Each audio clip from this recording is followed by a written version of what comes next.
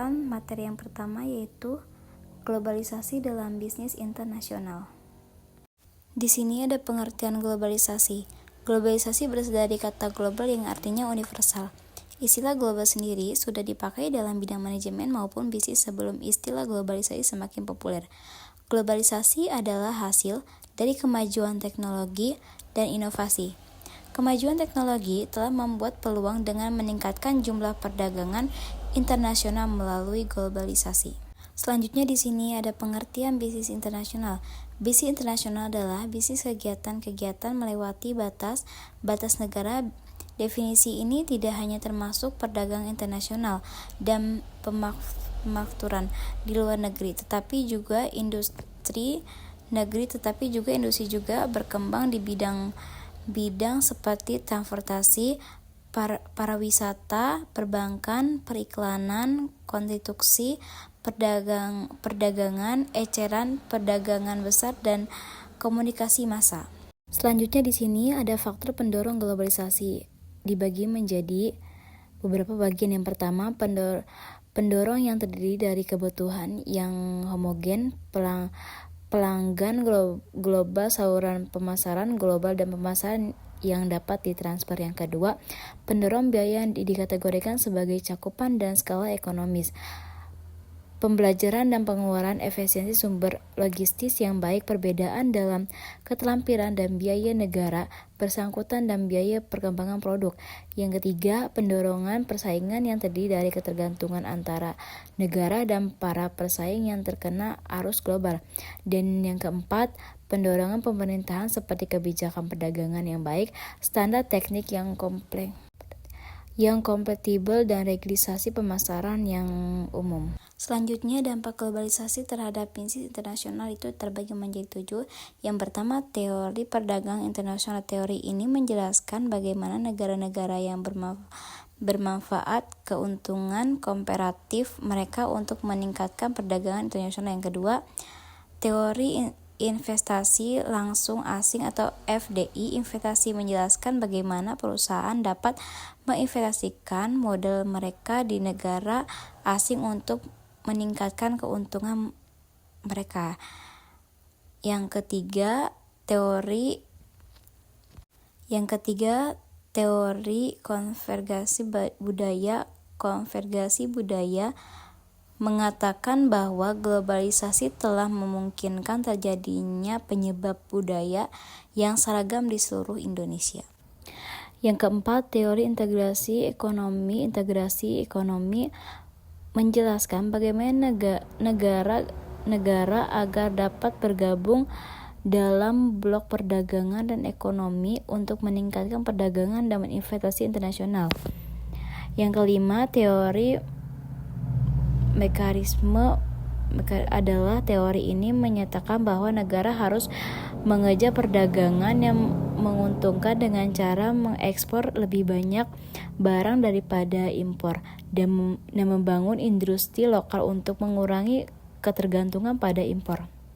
Selanjutnya yang keenam, teori keunggulan. Teori keunggulan adalah teori ini menyatakan bahwa suatu negara dapat memproduksi barang atau layanan dengan biaya produksi yang telah rendah dibandingkan dengan negara lain yang dibuat sebagai keunggulan mutlak. Dan yang terakhir, teori keunggulan komparatif. Teori ini menyatakan bahwa meskipun suatu negara tidak memiliki keunggulan absolut dalam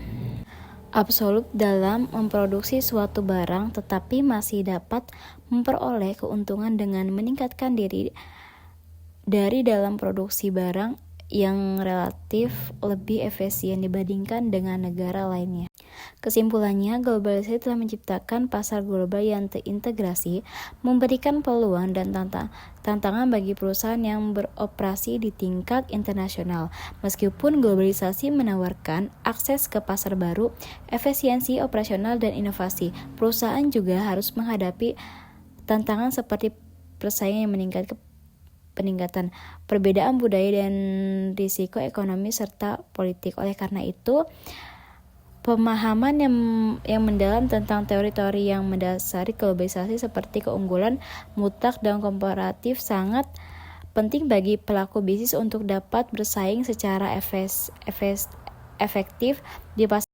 Materi yang kedua adalah teori perdagangan dalam bisnis internasional.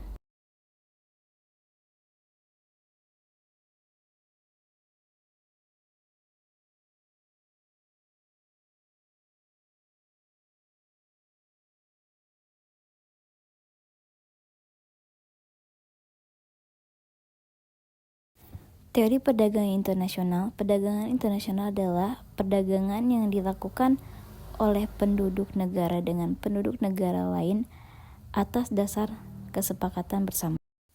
Manfaat perdagangan internasional. Menurut Sadono Sukirno, manfaat perdagangan internasional adalah memperoleh barang yang tidak dapat diproduksi di negara sendiri, memperoleh keuntungan dari spesialisasi, memperoleh pasar dan menambahkan keuntungan, transfer teknologi modern. Selanjutnya di sini ada teori keunggulan absolut. Teori yang menyatakan bahwa negara memiliki keunggulan absolut ketika dapat memproduksi lebih banyak barang atau jasa untuk jumlah input yang sama, yang dapat memproduksi barang atau jasa dengan menggunakan lebih sedikit input daripada yang bisa dilakukan di negara lain. Di sini juga ada teori keunggulan komparatif. Teori keunggulan komparatif menyatakan bahwa negara memiliki kerugian absolut dalam produksi dua barang dengan respek terdapat negara lain yang memiliki keunggulan komparatif atau relatif dalam produksi barang yang kerugian absolutnya berkurang. Hambatan-hambatan dalam perdagangan internasional. Manusia dan negara membutuhkan kerjasama dalam bentuk hubungan dagang antar negara. Alasan utamanya adalah keterbatasan setiap negara dalam menghasilkan semua barang dan jasa yang diperlukan oleh produknya, serta adanya perbedaan sumber daya, iklim, geografi, populasi, pengetahuan, dan teknologi. Di sini juga ada beberapa bentuk hambatan perdagangan. Ada tarif atau bea cukai, ada kuota, kualitas sumber daya rendah, dan adanya kebijakan impor dari suatu negara. Kesimpulannya yang bisa diambil yaitu perdagangan internasional terjadi terutama karena perbedaan harga yang relatif di antara negara-negara.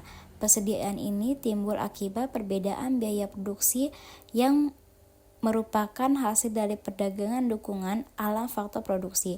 Perbedaan tingkat teknologi yang menentukan intensitas faktor yang digunakan, perbedaan dalam efisiensi dengan intensitas faktor yang dimanfaatkan, kurs valut asing. Meskipun demikian, perbedaan cita rasa dan variabel permintaan dapat mengubah arah perdagangan yang diproduksi oleh teori.